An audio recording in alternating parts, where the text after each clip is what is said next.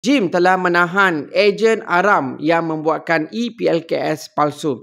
Pada 13 Mei, JIM telah melakukan serbuan di 2 lokasi di Kuala Lumpur. Lokasi pertama di Jalan Tun Tan Siew Sin, di mana seorang lelaki Bangladesh berusia 30 tahun telah pun ditahan kerana membuat ePLKS palsu. Semasa operasi, dia sedang membuat ePLKS palsu menggunakan komputer peribadinya dan terdapat sejumlah pasport dekat sana.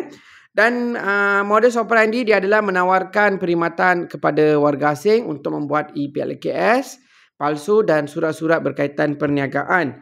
Dan harga diberikan adalah lebih kurang RM50 macam tu. Dan lokasi kedua pula di Jalan Masjid Indiam.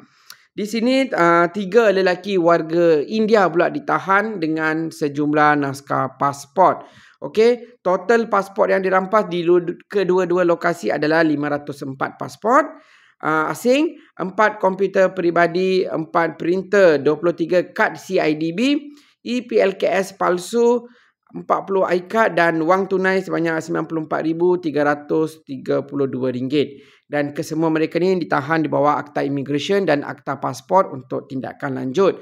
Dan 7 orang diberikan saman kepada saksi untuk membantu di bahagian siasatan nanti. So kepada warga asing, jangan mudah terpedaya dengan ejen-ejen yang menawarkan khidmat-khidmat menyambung permit ke atau apa-apa dokumen berkaitan immigration.